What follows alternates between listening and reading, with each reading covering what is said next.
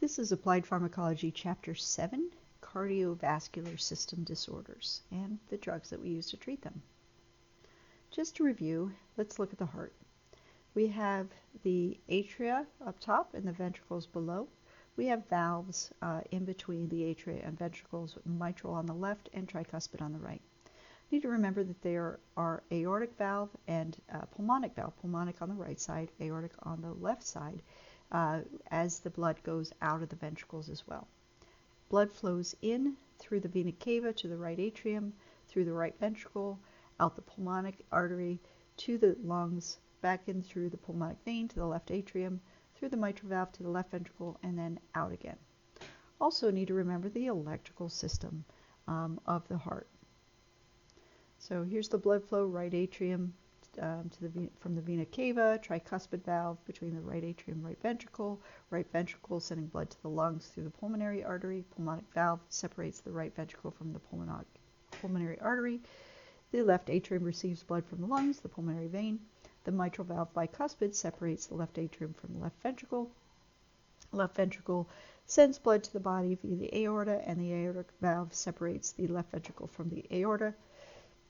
The aorta sends to arteries, sends to arterioles, sends to capillaries, sends to venules, veins, and then the vena cava, and back to the right atrium. Okay. We do have the SA node depolarizing the whole atria. Atrial depolarization is related to the P wave. Then we have the ventricles, the bundle of His coming through from the AV node, the bundle of His to the Purkinje fibers, causing ventricular depolarization to push the blood out into the lungs and the body. This is associated with the QRS complex. And then the heart goes back to normal and resets, showing the connection with the T wave here. Cardiac muscle has the ability to automatically contract. The SA node initiates that depolarization and the contraction of the heart muscle. The atria contract and get the P wave, and it pushes blood through the mitral and tricuspid valves. The AV node is when it is diastole. Ventricles begin to fill, and then it goes through the bundle of His to the Purkinje fibers located in the apex of the heart and spread the electrical impulses through the ventricular system. And we get systole, which is where we get the QRS complex, and the atria starts to repolarize. And then we have ventricular repolarization with the T wave.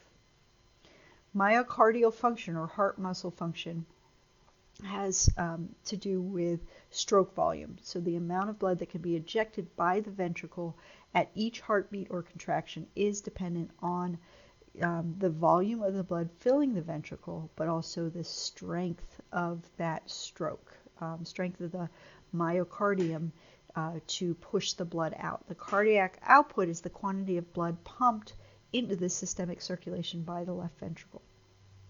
Cardiac output equals heart rate times how often. Maintenance of the blood pressure. Let's go through the renin-angiotensin-aldosterone system. Really, really important that we understand this.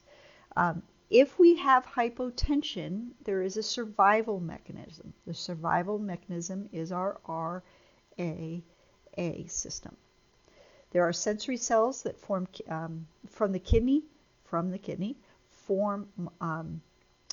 monitor blood pressure, and when we have a decrease in blood pressure, they release the chemical known as renin. From the kidney to the liver. So renin to the liver, where with angiotensin. Okay, angiotensin plus renin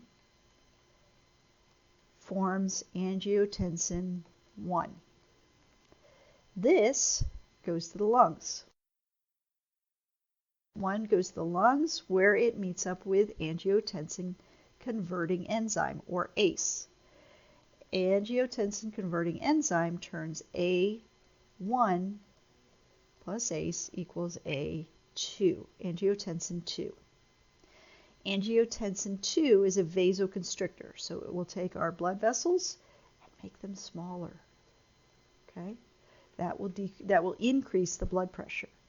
It also goes to the adrenal gland, and when it goes to the adrenal,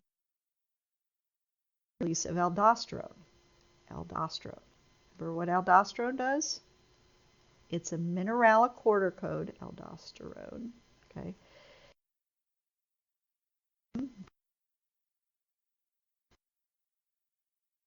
In the bloodstream, you increase water.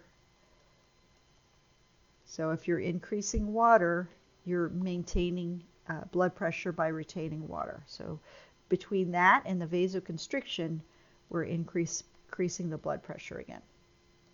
Blood pressure. Okay. So renin, angiotensin, aldosterone.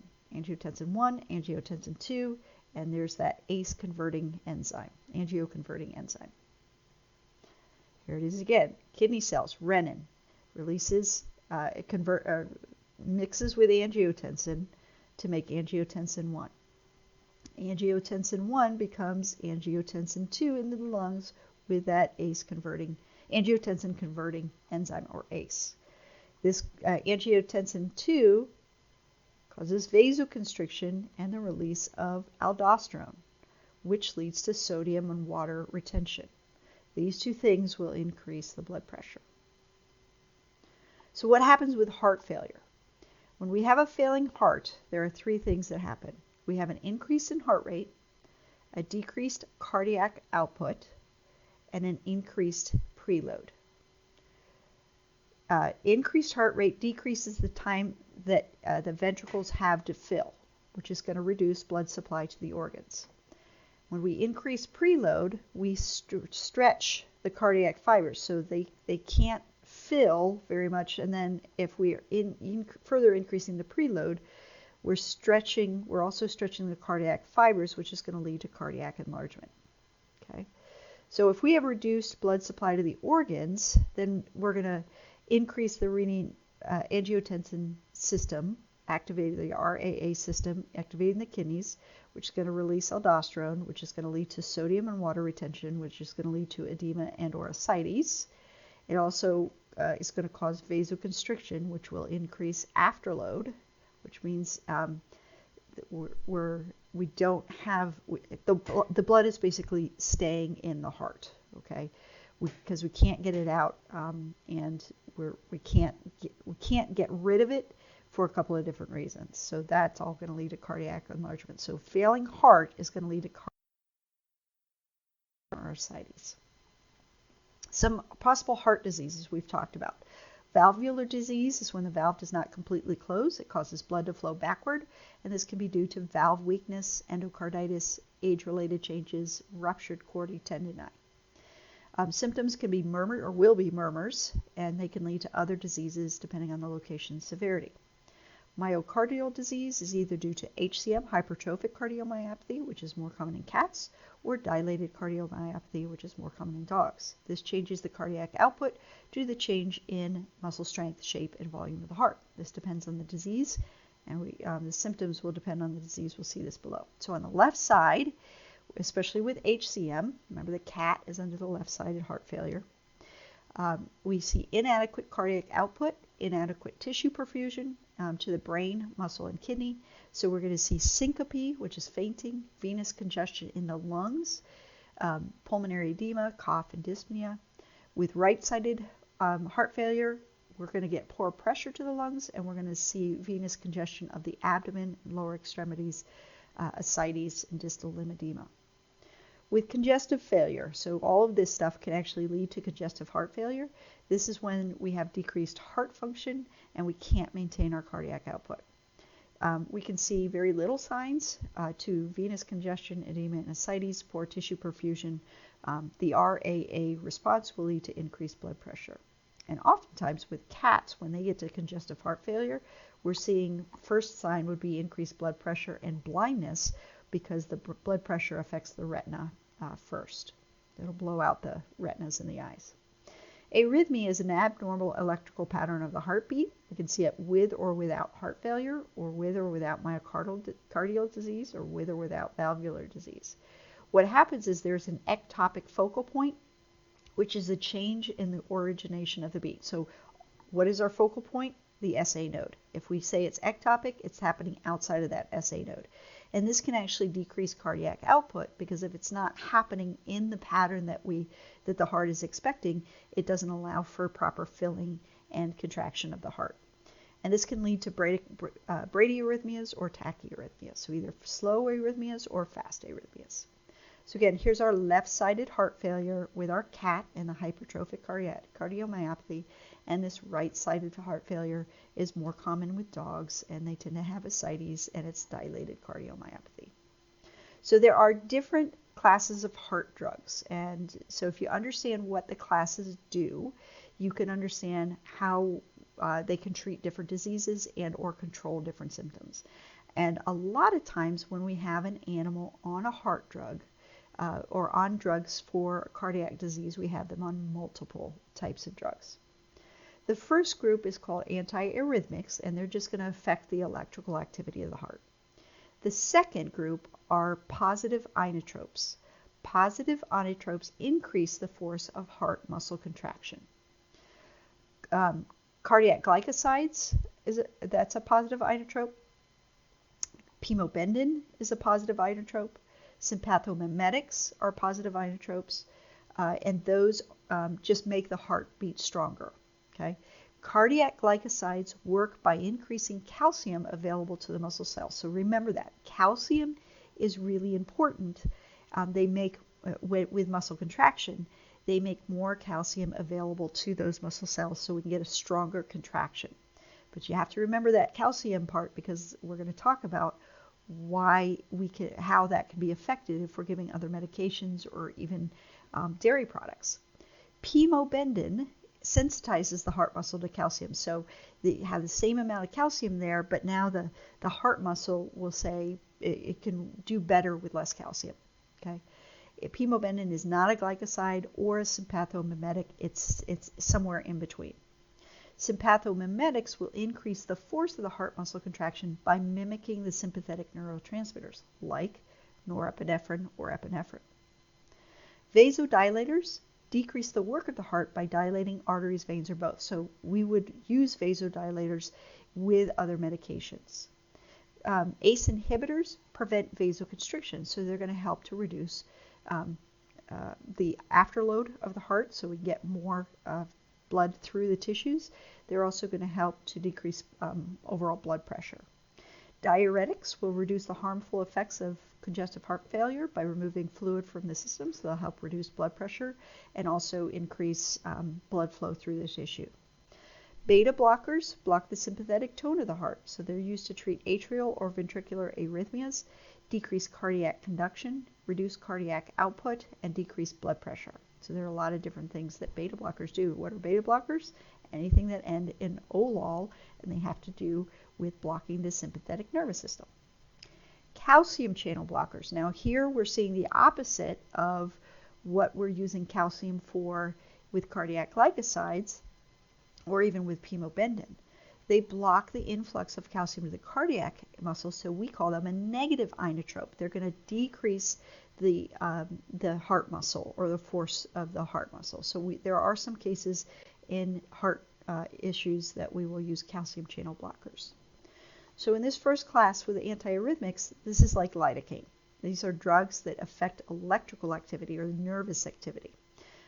It's a sodium influx inhibitor, so it stops sodium from coming in and changing the polarization of those nerves.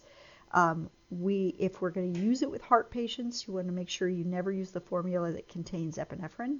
We often use lidocaine with epinephrine to cause vasoconstriction so that we keep lidocaine in place for longer to help with numbing of an affected area. But in this case, if we're using it IV for a heart patient, we never want to have epinephrine in it. It does decrease the rate of sodium movement into the myocardial cell. We give it IV for the use of it as an antiarrhythmic. It controls VPCs or PVCs. Those are the abnormal ventricular beats that starts in the ventricle, and it doesn't allow the ventricle to be filled first. Cats are much more sensitive to lidocaine than dogs, and we don't use it as often in cats.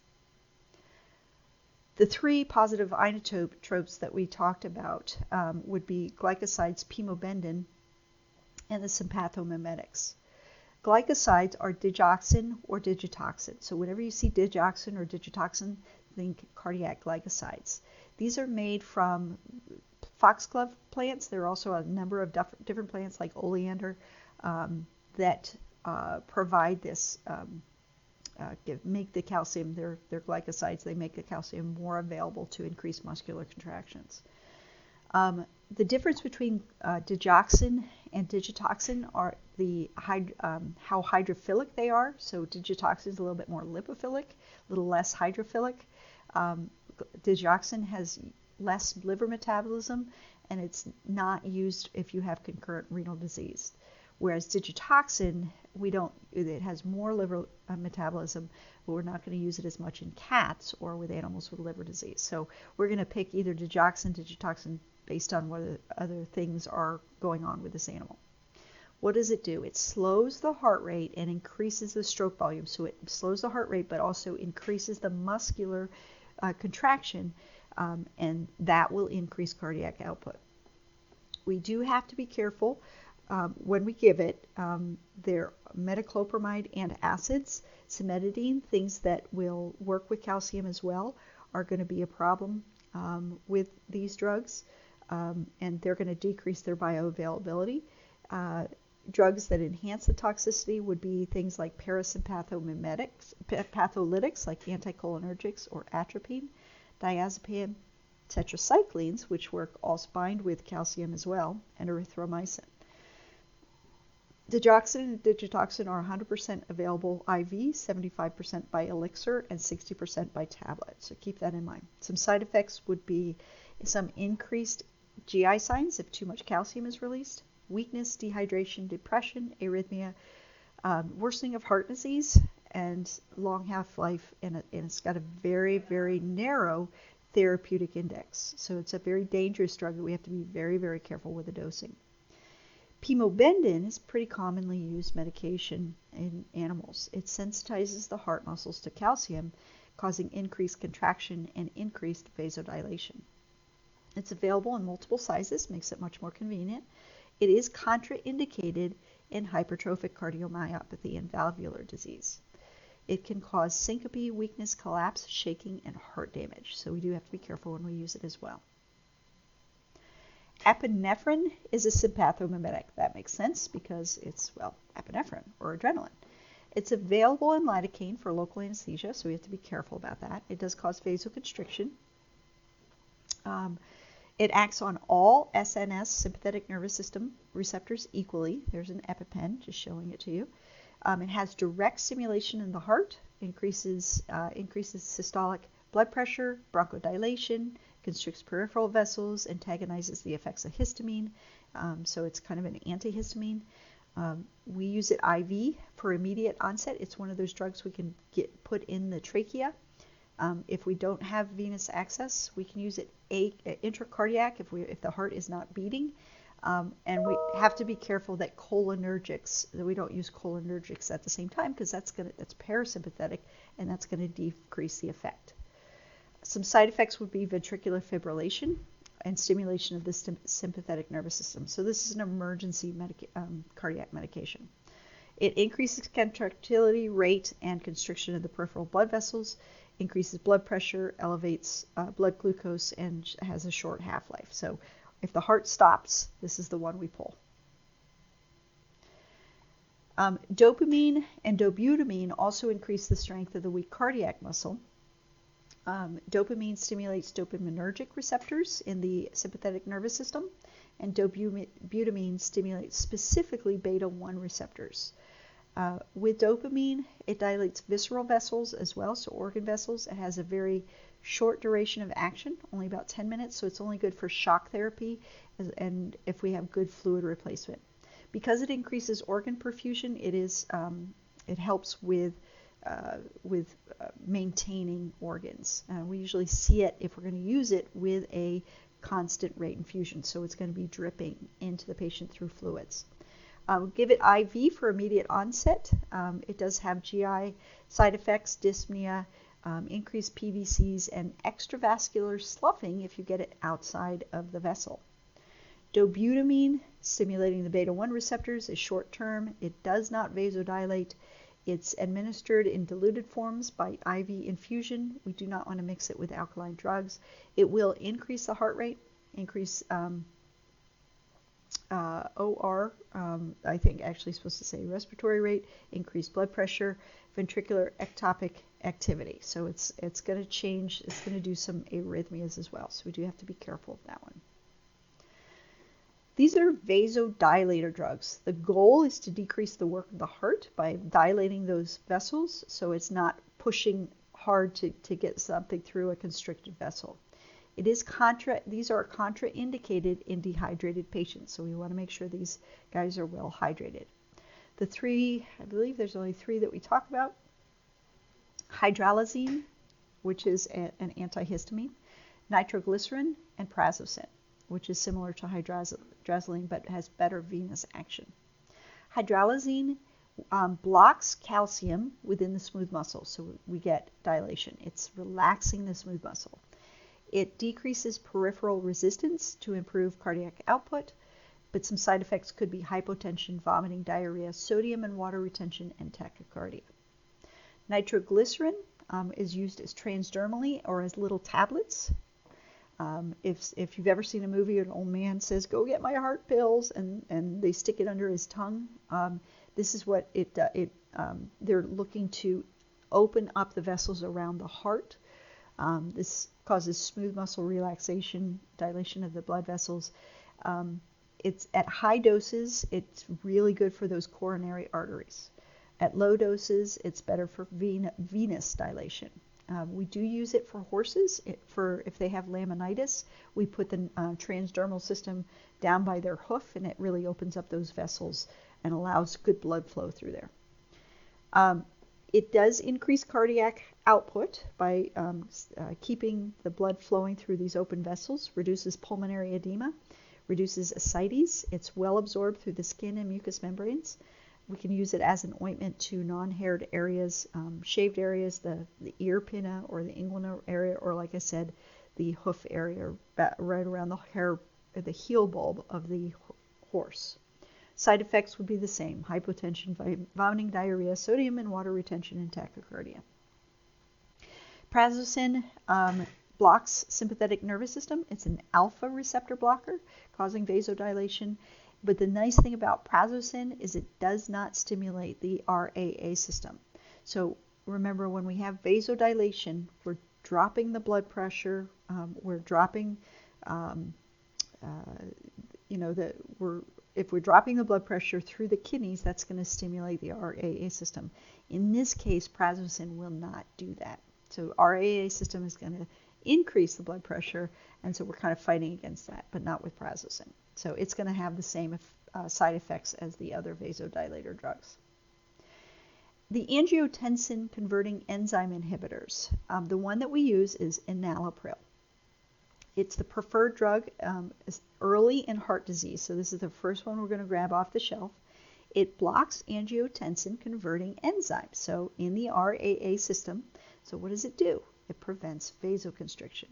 It will treat congestive heart failure, hypertension. It will improve exercise intolerance.